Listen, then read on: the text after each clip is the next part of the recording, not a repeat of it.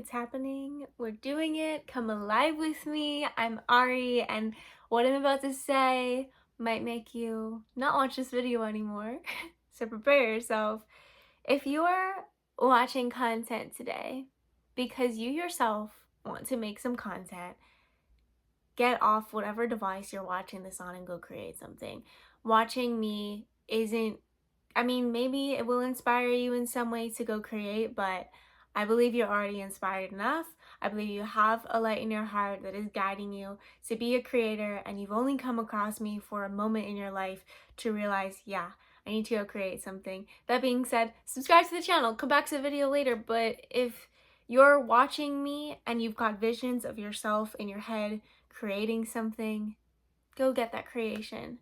Go get that vision, because that vision that's inside of you is so important and so valuable and so needed in this world. And I believe in you and I trust you, and your creative abilities are wonderful and magical and needed. And I'm just adjusting this because we are on a bed right now. So let's see if we can make this not so wobbly here. We are crooked now. I think that's fine, honestly. I was just talking to my boyfriend before I started filming, and I was like, I think there's a future where I have a set designer on my team, outfit designer, whatever, fashion people on my team, the lighting people, because I really don't care about what this looks like, really don't care what this looks like. I honestly just want to write, and I want to read my writing to you. I want to speak. There are some moments where I feel very called to just speak and I don't have a piece of writing to read. Today is not one of those days. Today, I've got this piece of writing that has so much energy in it, and if you're one of the people that's ready to sit back and receive, there's not something burning inside of you for you to go do. Hi, hey, let's drop in. Okay, I just got closer to you. I hope that's okay. I just wanted to get closer. Just felt like I needed to. Wow. We really made it here. We're really here. This is my grandmother's guest bedroom. Welcome. I am staying here because I have no money in my bank account. I also love my grandmother, and it is really nice to spend time with her. And I learn a lot about myself when I'm around her. So there's also that. But anyways, I just want to tell you some of my experiences, if that's all right. I've got this whole thing to read to you, and yeah. The setting of today's story is the Museum of Fine Arts in St. Petersburg, Florida. The day is February 21st, 2024. My birthday is February 24th of 2024. Well, that's not the year I was born, but anyways, my birthday's coming up. This is the point. Anyways, that's not here, but I'm just like adding it. Anyways,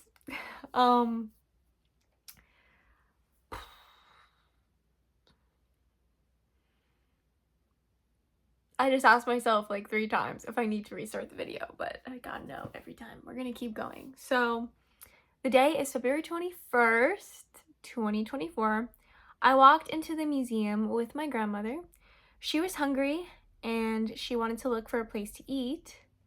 The past version of me would have cared deeply that someone around me was hungry. Look, so we walk into this museum and it's almost like the feeling I was getting in my body, it was just so strong about me needing to be in the museum gift shop. And I had no idea.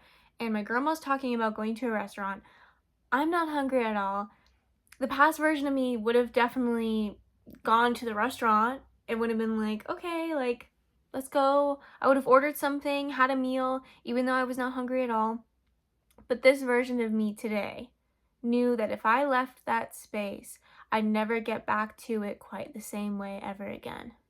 I couldn't ignore the magical calling I was feeling.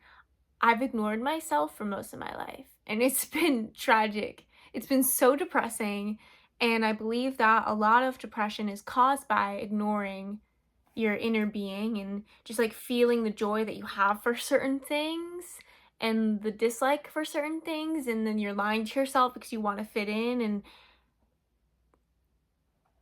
I couldn't ignore the magical calling I was feeling. The calling was coming from inside the museum gift shop. I had this urgency about me. It felt as if I could possibly miss out on destiny. I asked my grandma if she could find a restaurant on her own and if she could meet me back at the gift shop.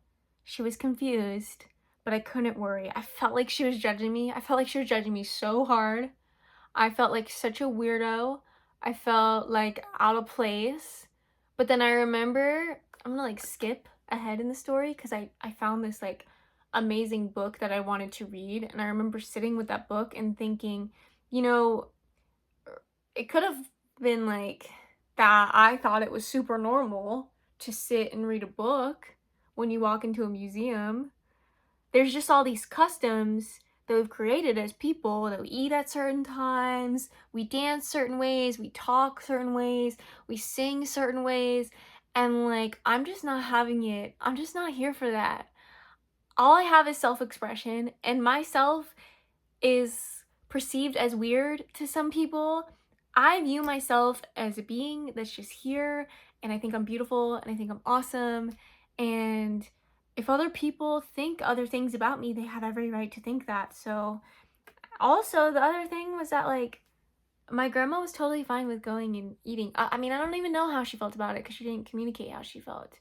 I cared about how she felt. I was like upset that I was there reading the book, but then at the same time I was like, this is what I wanted though. And yeah, why am I feeling responsible for nurturing the adults that I'm around? We're all adults. We all should be doing what we want to do. And yeah, I couldn't worry. I trusted myself. And as soon as I walked into the museum gift shop, I knew. The first book I saw said women artists in large, bold letters. I saw another book that said visionary. And if you don't know this about me, I'm a writer. I've published 4 books. I've self-published 4 books in my life, and I want to self-publish so many more. I've also designed one journal. It's like blank and it's lined and it's sold on Amazon if you want to go look at it. But I am a visionary and I am a woman artist, and I'm sorry that my camera is wobbling right now. And I knew as soon as I walked into that gift shop, this is why I should be here. And I'm so happy I'm in a reality where I see the words women artists and visionary. And maybe I can't be around any visionaries today, but at least they're in book form here with me. And I was just full of excitement. Have you ever walked into an environment only to find yourself? It was comforting to have aspects of my personality that I'm currently excited to explore screaming at me. I couldn't think twice about leaving this shop. Food was the very least of my concerns. I was home. And that day, all I had was 2 slices of toast with some butter. And somehow, hunger was non-existent. The only hunger I was experiencing was hunger to get this necklace in the frame, because otherwise it looks like I just have a gold chain. The hunger to just, I gotta keep reading so you understand. I used to tell myself, oh, it's happening again. I just feel like if only you see this, it's like, what's just a gold chain? This is why I need a stylist, you know? Who wants to be my stylist? I used to tell myself that I was trapped in this existence, and I genuinely felt that way. On a path chosen for me, without my consent, never to fully explore myself or this world. I'll never forget years ago when someone in the crowd at a music festival in Orlando passed by me. And at this time, I was going to college and I was only getting my degree because my parents wanted me to. I wanted to leave and I wanted to work and I wanted to make money, and I knew that I needed to find myself and understand myself better, and I knew that that wasn't happening at that college, and that college just felt so like gray and dark, and I felt like I was stuck there though. I felt like I had to finish. I felt trapped, and my parents set very strong intentions that I would be the first generation to graduate from college, and it was just this very strong energy that I could not escape from, in my opinion, from my perception. And I'm so grateful that I was given an education, and I'm grateful that I was able to be at a university, but quite frankly, I was too immature to appreciate it at the time, and I would greatly appreciate the ability to study at a university now, and I would pick something like film or creative writing or literature, something creative, and I would really enjoy my time. And I feel like this version of me now is the version of me that I was feeling while I was in college. And I knew that taking time off and then coming back would be an amazing decision. However, it was one that brought up disappointment in my parents. So I chose to please them. And I believe that that's one of the reasons why I'm so sensitive to pleasing myself and making sure I get to read books in the museum gift shop if I'm not hungry and I'm with my grandma and she wants to go eat.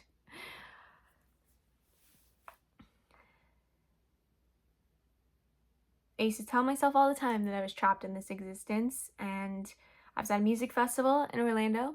I passed by someone I had never seen before, and this man looked at me, and the words, "You're not trapped," came out of his mouth. I remember being so mesmerized by this man who hadn't ever spoken to me before, yet somehow knew of my innermost thoughts. I remember enjoying the fact that someone was here in my reality telling me I wasn't trapped, but it wasn't enough to free me. Now, I have fully escaped. I know I'm not trapped. I know that I never was. I have no money in my bank account, and I feel more free than I ever did when I had unlimited funds available. I've always been completely free and blessed, as we all are. We just have to see it that way, and it will be. Going to the restaurant with my grandmother earlier that day would have been the polite thing to do. That's what I believe. I didn't have much polite left, though. I just had authentic self-expression, tuning into my heart, passion, hunger to grow, and that looked like responding to the pulls and tugs on my heartstring. I felt it here today. I feel it now as I write. I feel it now as I film. I feel it now as I read. I feel it now as I talk to you. I wonder what my life would be if I would have been in touch with me more in these moments. Would I hold less regret? Would I have memories I wouldn't want to forget? And there's a big part of me that wants to let the past completely go.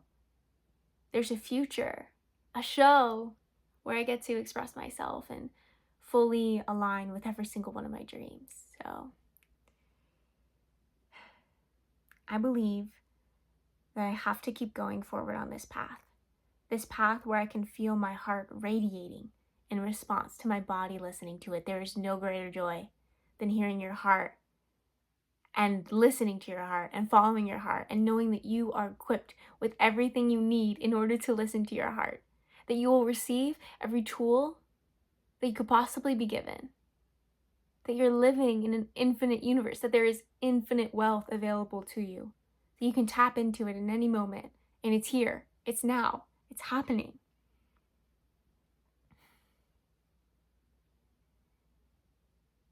I knew I was being guided into something, and I'm sure it has to do with writing and speaking. I can't ignore myself or my power to create my reality anymore. That would feel too far away from truth to possibly bear. Too far away from love to possibly bear. Be aware of where you're at in your heart and keep creating your art. Daydreams of becoming someone greater than my current self keep me motivated. I don't know why I'm trying so hard to make sense to you too. I can see that in these lines. It's like I'm trying so hard to be understood. And I don't know when I'll set myself free from that either. It's like we know that we're completely free, but we're still trapping us in these things. These ideas that we are misunderstood. And anyways,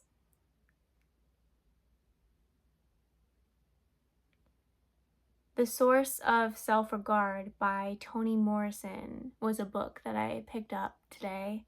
It was sitting in my lap, and I read a short story about Cinderella, or an essay, I believe it was, in the book. The Source of Self-Regard. That title makes it feel like, the book is the source of self-regard, and it was just appearing in my life, like telling me like to respect myself and pointing my awareness to the fact that I made a decision and the decision was in my heart, and I need to have regard for that, respect for that, and that I can respect others and that I will respect others, but never more than the respect I have for myself, that it will be equal. And in this short story essay about Cinderella, there was a lot coming up. I highly recommend getting this book. It was so interesting too because the essay was it started on page 110, but you couldn't see the number 110 because that was the title page and they didn't put the book number on that page, but they did put the book number 111, and I keep seeing 111 over and over again, which is interesting and cool. And maybe that's a sign for you. Maybe you've been seeing it a lot, or maybe there's certain numbers you've been seeing, but something's happening, like something's coming together. And in this essay about Cinderella, Toni Morrison referred to Cinderella as the story of a household, a world, if you please, of women gathered together and held together in order to abuse another woman. I'll read you a little bit. There's like a quote from here that I do want to share.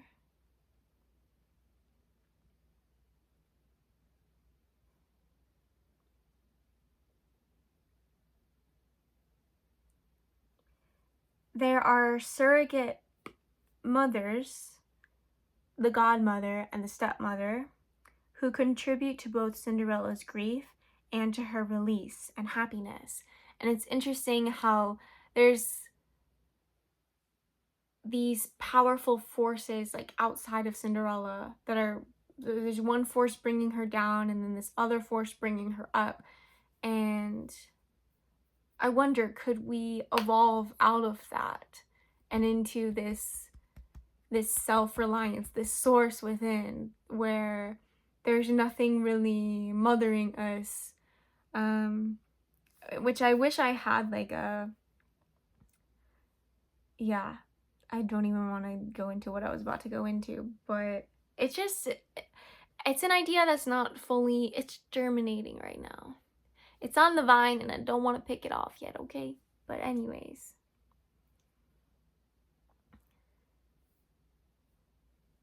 I better not be Cinderella right now. I better not be. I wouldn't do that to myself.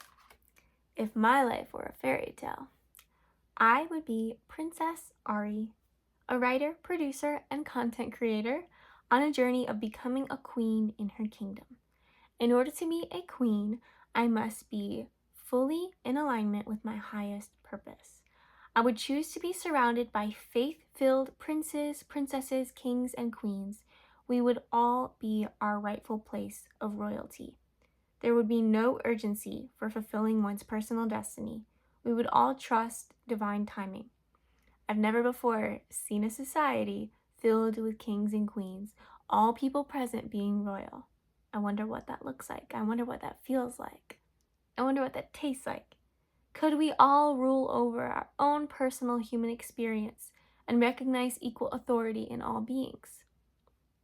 Another possibility I would bring to life in my kingdom would be every single person living in the house, apartment, condo, whatever version of home you want to live in, you would have it at no charge. We wouldn't need to pay for basic survival needs.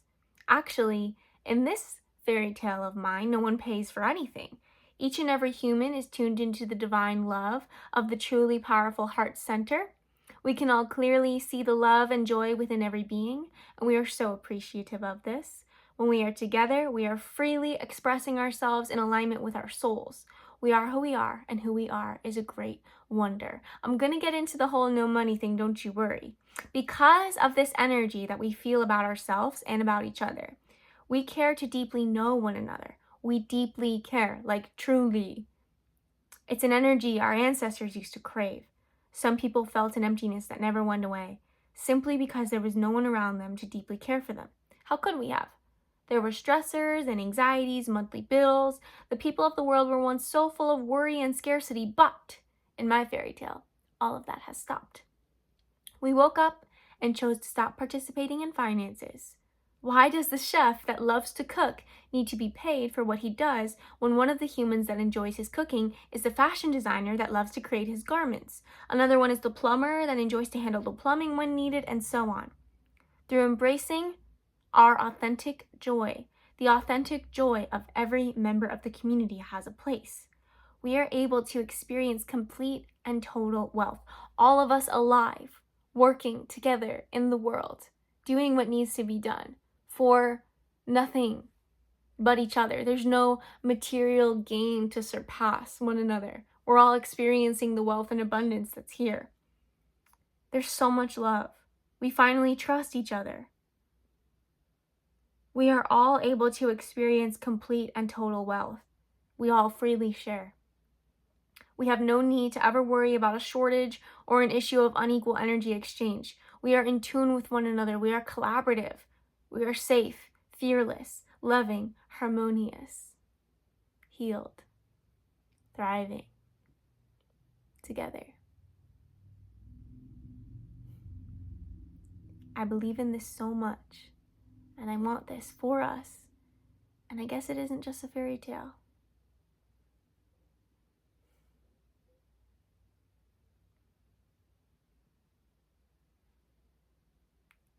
As I decided I was complete with writing, the heartstring led me out of the gift shop and into the bathroom. It was in the bathroom that I had a lot of thoughts flowing through, and I believe every thought is a prayer because nothing goes unseen or unheard in this realm. And I thought about going to school again. That was crossing my mind, like maybe just reading the way that Toni Morrison was writing and just seeing that she's like a professional essayist, like maybe I need some sort of education in literature or writing. And I also think about learning about film and like being in the filmmaking industry as well. But ultimately, I was just like, no, that's not it. I just want to speak. I just want to write and read. So I'll stay on my YouTube path and maybe school will show up. But right now, like my focus is just so dialed into YouTube, and like it keeps going off on these other trails. But I'm like, no, I mean, maybe I could research some schools, but like, I don't know. I'm 26 years old also too. Just, I don't know. I feel like that was a question in your mind. So yeah.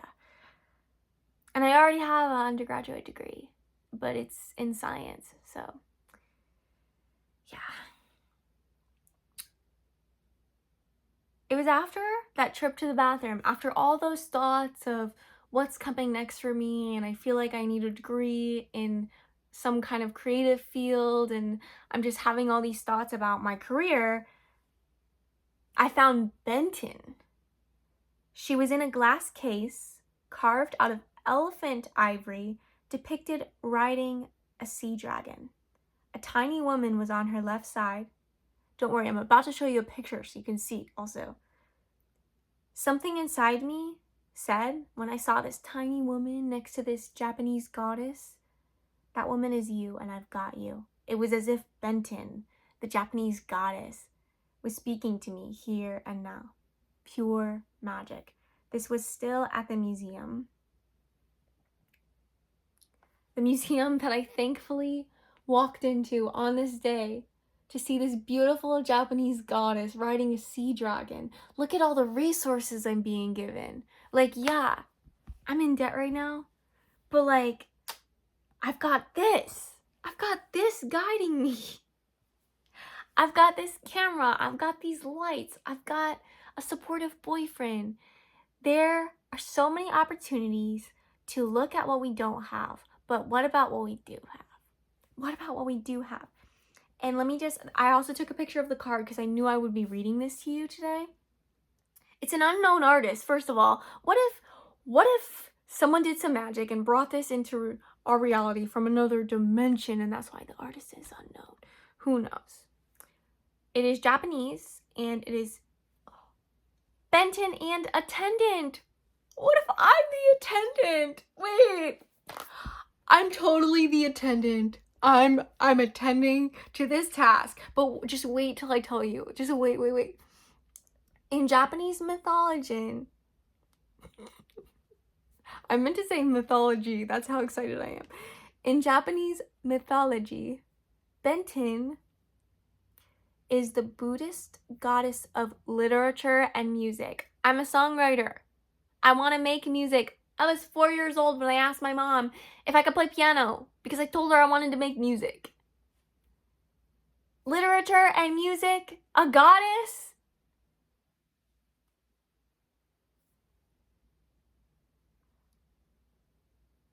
Like, how? As well as wealth and femininity. And I'm struggling with wealth right now. I'm struggling with where to put my literature and how to succeed in actually writing a piece of respectable literature, and how do I get all the thoughts that call me to serve all the people around me in other ways other than writing to stop so that I can just write. And it's Benton, a goddess. The deity is traditionally associated with the ocean. I just want to properly cite this too. This is from the museum, so like I didn't write this. So yeah, she's associated with the ocean. I love the ocean, guys. When I go in the ocean, it's the best. It's the best. It's so good. And she is often depicted riding on a sea dragon like she is here. So she's on a sea dragon, and I've been really in my dragon energy. It's 2024. I was wearing my dragon necklace. I wanted to wear this for the video, and I wanted you guys to really see it, but I got frustrated earlier because like you couldn't fully see it, and I was like, but anyways, got this dragon necklace, and I've got Benton's voice in my head now. I've got the voice of Jesus in my head, the voice of, I can call on anyone, and I don't know if somehow any being in all of the universe can talk to us in our minds, or if it's just that I believe that, so I'm just projecting my own inner voice on these archetypes. But either way, we're receiving guidance from amazing, benevolent beings. And this Buddhist goddess comes to me, and I'm going to continue reading this because I just think it's so fascinating. The artist took full advantage of ivory's fine grain. Yeah, it's crafted out of elephant ivory to create remarkably delicate and detailed forms. So amazing. After carving the images, the artist rubbed ink into finely, whoa, that's like a typo. Anyways, yeah, yeah. Also, Benton is often shown holding a biwa, which is a type of lute. So you can see that right here, the biwa, the lute. And this also relates to her role as patroness of literature, as the biwa is used to accompany storytellers. So catch me holding one of these one day and telling you stories on a beautiful couch, on a wonderful stage, in my financially free community where everybody is living in their highest expression of source creation, and we're all just there to be ourselves. We all have the home of our dreams. We all eat the food of our dreams. We're doing what we love to do, and it's all free. I'm gonna make it happen or die. So next, I met the standing Buddha. He stood on a lotus flower offering me the gift of healing. I prayed about my debt, of course. I wasn't going to tell you that, but I feel comfortable with you, so I prayed about that. And I've honestly had an idea that I probably could set up a GoFundMe and just say, like, I'm an artist and I need help. We'll see what happens. I just think it's selfish to ask for money to do what I love. Like, that's honestly what's coming up. And I know that's bullshit, so it's amazing to ask for help to do what I love. And I know you guys are here to support me, so thank you for subscribing. And maybe there will be a GoFundMe here one day. For now, I'll just have like my Venmo. And also, you can book a psychic reading with me. So you don't have to just like donate. Like, I do psychic readings, so I could do that too. My inner voice totally wants me to like stop offering those though. I'm being so vulnerable right now. Buddha's in my energy though, like, okay. But yeah, I just feel like I should stop offering the psychic readings and I should just focus on the writing and the music because that's what I actually love. And I got into coaching, which like led into me realizing that I was psychic, because when I was working with people, I could hear their spirit guides and all this psychic stuff was happening. But I got into coaching because like I was scared to do YouTube, and there were these business coaches talking about creating content to support your business, and I was like, oh, like maybe if I show my parents that I want to do this business, it was like this whole thing of like, you know, maybe this could work, because I in the past had told my mom about YouTube and she told me I couldn't do it, so I felt like really discouraged. Anytime my mom tells me I can't do something, I used to like trust that, you know, she's my guardian, she's my caregiver, she's my mom. She told me I couldn't be a nun when I was in 2nd grade, and I said okay, and I stopped thinking about being a nun, and I hadn't thought about it since, until like last year when a bunch of nuns came up to me and like asked me if I was interested in being a nun. It was like so like serendipitous and interesting because it was around the time that I was thinking about that. But it's just like and you know, part of the reason why I had that relationship with my mom was because when I told her I wanted to dance and do ballet, she was like, yes, and bought me the slippers, the tutu, the classes, the fancy studio we went to. Like, it was everything. So there were things that I wanted to do that she was like, yeah, you can do those things. And there were other things I wanted to do that she was like, no, you can't do those things. And I think that's everyone's childhood. But then we grow up and we realize some of the things we were told we can't do, we could have done. And I also believe in divine timing, and I believe that there's a reason for everything that comes across our path. I also believe that children should be given more free will, that they don't have enough free will.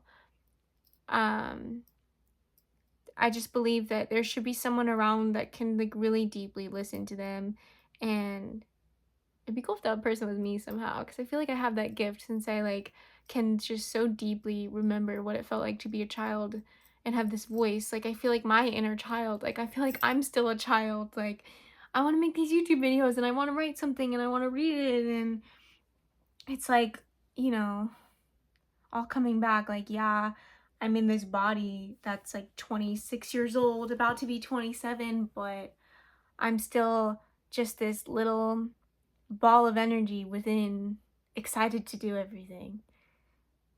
Not everything, but certain things. Excited to do certain things. And there's this clarity of, I know I want to do this, and I know I don't want to do that.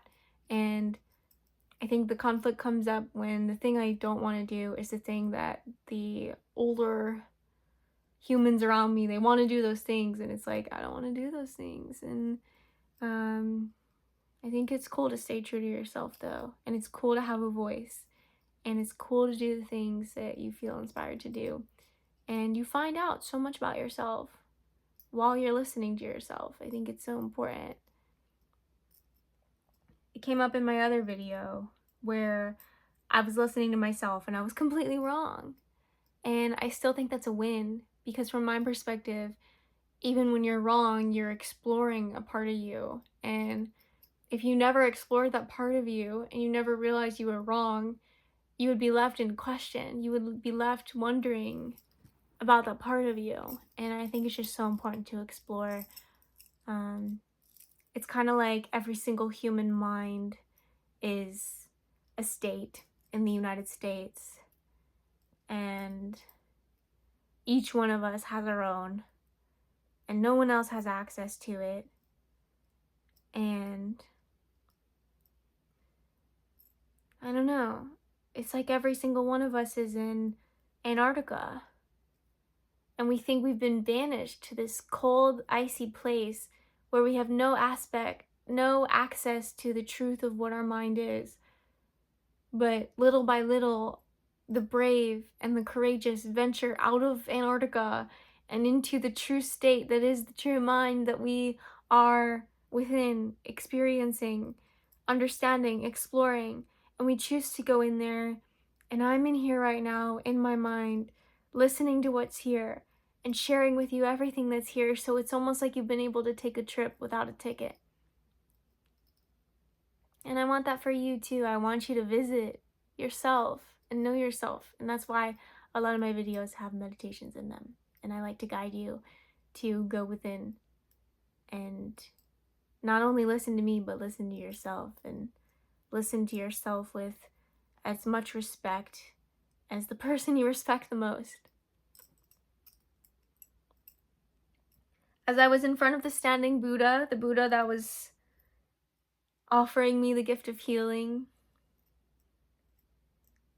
I heard his voice in my head. He said, always listen to the voice within.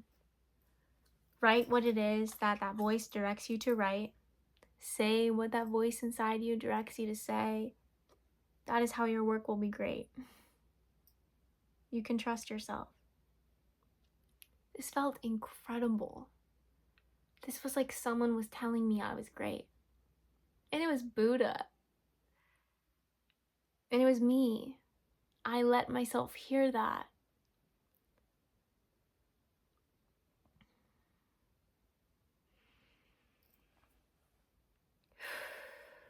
It means so much to me that you love me. This is a prayer that you can say with me if you want to. It's just coming through so strong. It means so much to me that you love me. It means so much to me that you care for me. It means so much to me that everything is done to keep me alive, to keep me healthy, to keep me smiling. Thank you. Thank you for doing everything that you do to be here with me. Thank you for doing everything you do to trust me, to love me, to guide me, to serve me, to be served by me. I just heard a sound.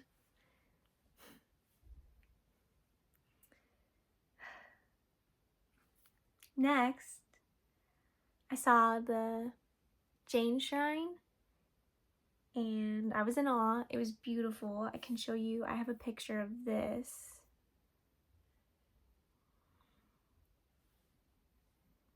This is the shrine. Oh gosh, I felt like I was in Bali. And then when I was thinking about the GoFundMe earlier today, and I was thinking maybe I should start a GoFundMe so that I can go live in Bali for a while, because shouldn't I be there, guys? I learned about a religion that I didn't know. It's called Jainism, and this is from the museum too. This faith teaches that the path to enlightenment is through nonviolence and reducing harm to all living things and the environment. They believe in karma. Karma can be defined as the sum of a person's actions in current and previous states of existence, something which will decide their faith in future existences. So they believe in reincarnation too. And Jains believe, so the people that follow Jainism are called Jains, and they believe that bad karma is caused by harming living things, including not only humans and all animals, but also plants, air, and water. Guys, I feel like this little blank space, and I'm just taking everything in, and I'm like, what is this? What is that? And especially with religion, it fascinates me that an entire group of people can come to an agreement to believe in something together. It takes me so much energy to believe in something, because I feel like the best thing to do is to believe in nothing and then just like experience everything. But I mean, this is just like, wow.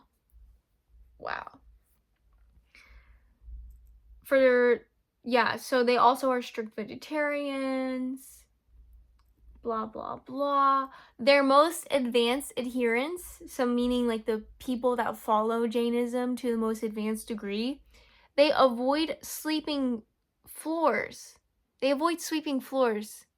In fear of harming ants or other small insects, and will not even swat at mosquitoes. I want to meet some people that are Jains. I gotta find the Jains. They're probably so, If you meet someone that's never harmed anything on this earth, that person is probably levitating and glowing and just like, there's just no guilt, no shame. Cause like, I've killed some ants and I feel some guilt when I kill the ants. So if you're not really harming anything, you probably feel so good. Probably feel so nice.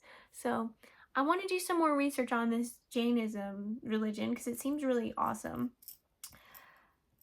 Remember when I talked about feeling trapped earlier? It came up, the feeling, again, because I read this other piece of writing about the shrine, and it said that Jains follow the teachings of the Jinas, 24 holy men who liberated themselves from the cycle of rebirth. Apparently, these people believe that like we continue to be reborn and it's a cycle, and I was just like, maybe that's like the trapped feeling, and maybe I came here. Yeah, there was like this whole thought form about that.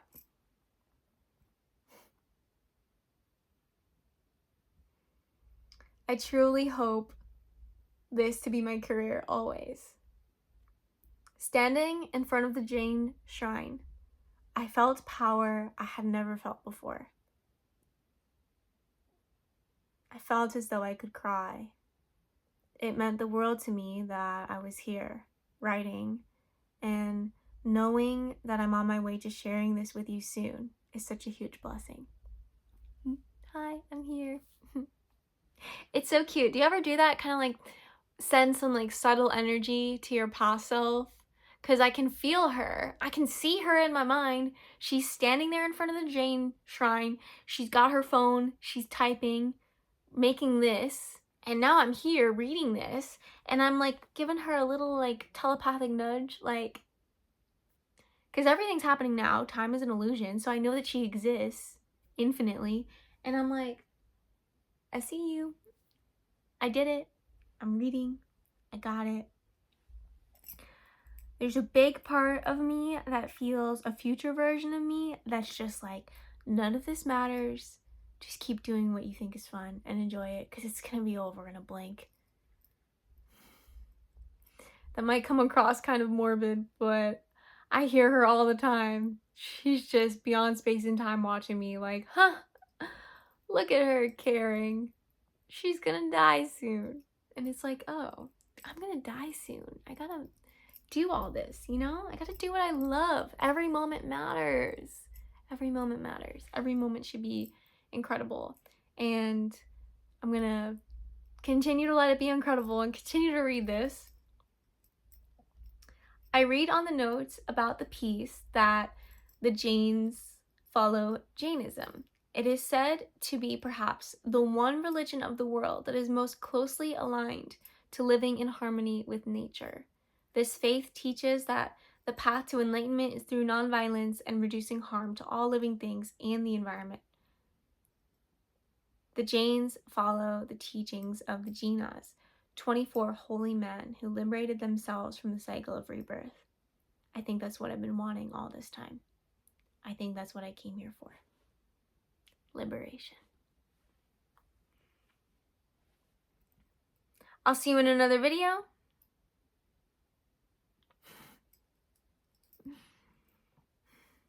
Be free.